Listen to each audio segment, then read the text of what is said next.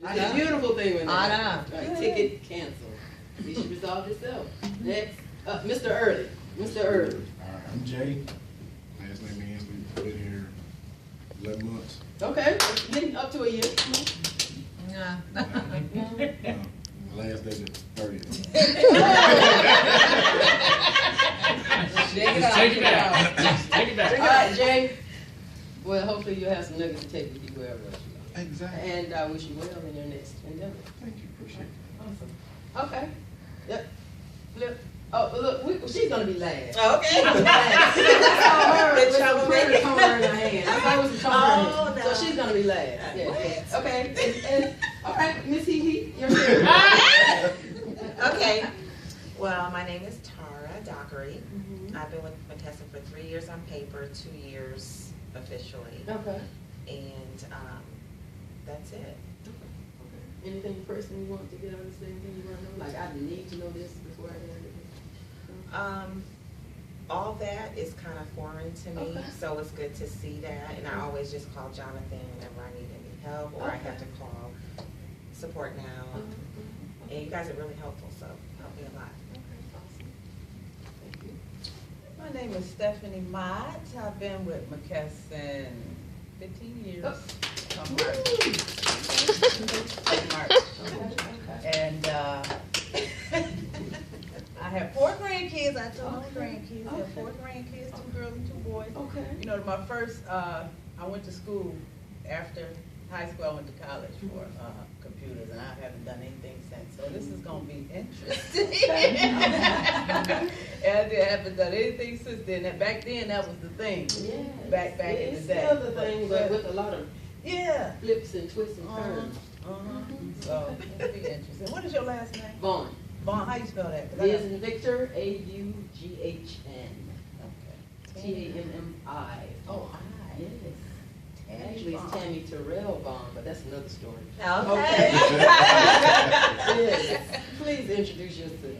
My name is Crystal Henry. I've been with the company 18 years. Anything personal for you today, or anybody you want me to call out or quiz today? Okay.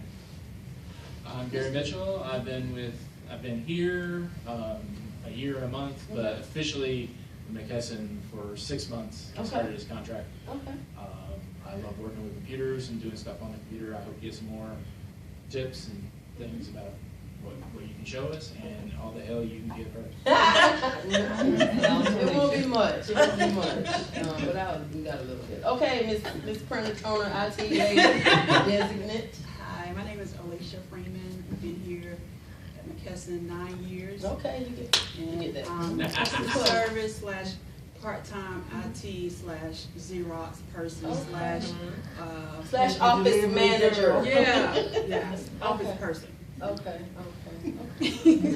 Well, thank you all for being here today for this magic hour. Well, I hope it's gonna be magic. Yes. Dee reached out to me, like she said, saying that a lot of you expressed interest in wanting to know more about computers, how they work, and about support in general, when you should call support now, when you should call SIS, and things of that nature, right?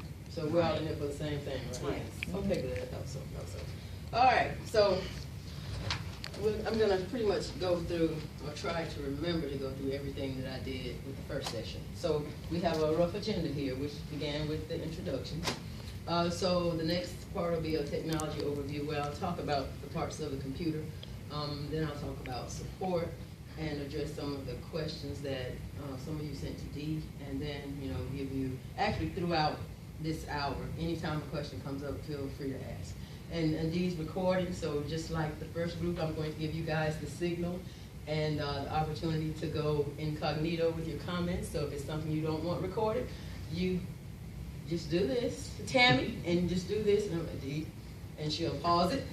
And then when you're finished, or we finish discussing whatever your pressing topic is, I'll give you the nod. You give me the nod back, then Dee can record again, okay? Okay. So what's the signal? Tammy? Yes. That very good. That's the signal. Okay. So that's how things are gonna go today. And I'm sure all you know what this is. Probably beat on it every day, all day, right? Keyboard. The thing that I point out mostly on this and why I picked it up is because of this little connection right here, the USB. I'm sure everybody's familiar with the USB connection. Because at one point, all of the keyboards and mice had this little funky serial connection right here. Actually, it's a parallel connection right here. But this is newer technology, newer as in like 15 years. So now everything plugs in. All the hardware devices plug into the USB connection. So typically anything that has a USB cable on it can connect to a computer, right? Printers, mice, cameras, scanners, things of that nature. And I took the cover off so that you all can see the inside of the computer. How many people have actually had a chance to go inside the dust bucket? All right, so that's what they usually are, right? When you open them up, yeah, that fan draws it in and it traps it in there.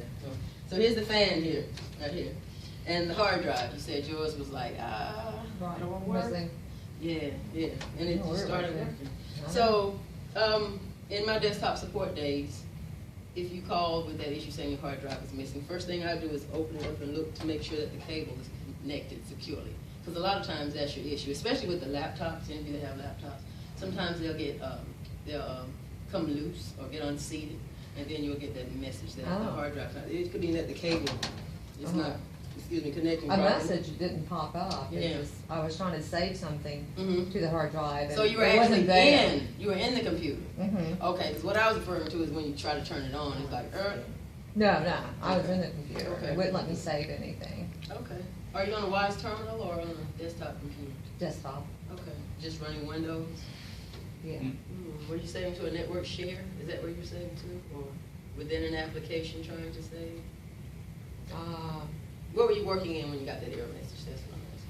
I was trying to save a UPS label. And that's in a UPS application? Mhm. Is it web-based? Is it actually? No, It's application. It's application. Yeah, there's a download. Interesting.